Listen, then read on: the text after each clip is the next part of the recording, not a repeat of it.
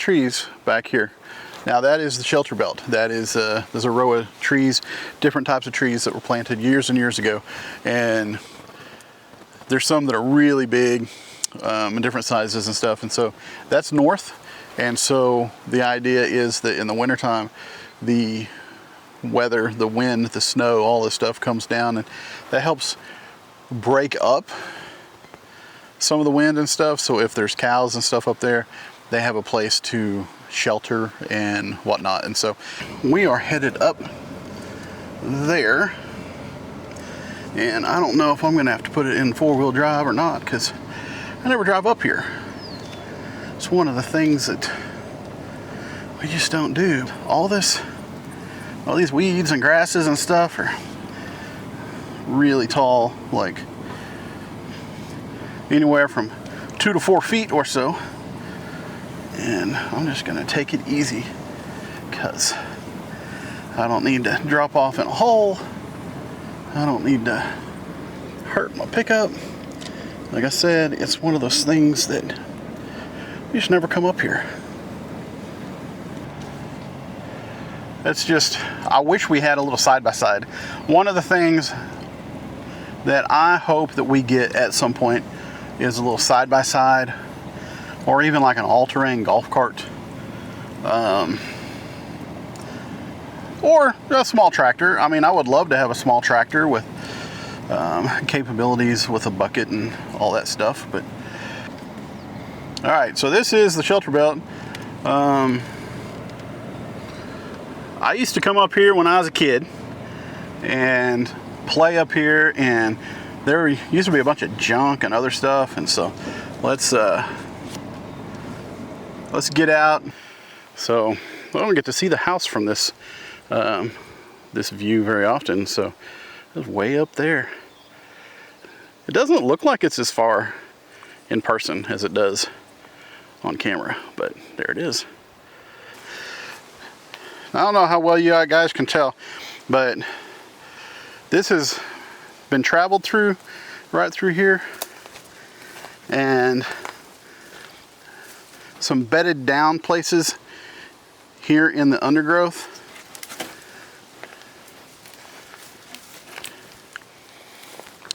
Here in the last month and a half or so, there has been a mama deer and her baby that have been running in and out of here.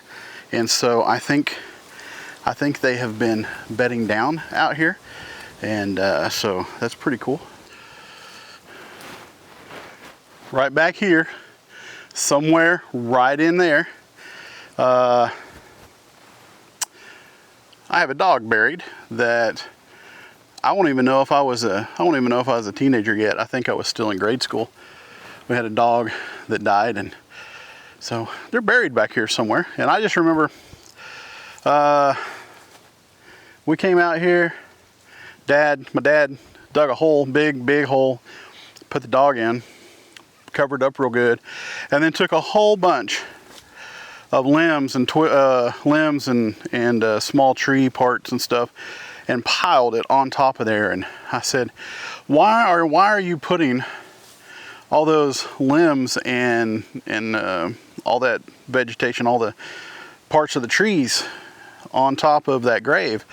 And he said, because there's no way that he could dig the hole deep enough to keep scavengers from getting to it. And so he wanted to put all that wood on top of it to keep, specifically to keep coyotes and stuff from being able to dig down into where we just buried the dog and get to it. And so, and it worked, because for years and years and years there was a pile of limbs and stuff there that nobody, no animals ever tried to dig under it or anything like that. So that's pretty good.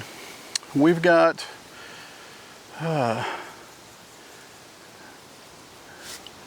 we got a fence right here just on the other side of these little trees. There's a fence, and then that is my uncle's place. That is my uncle's place. That is my uncle's place.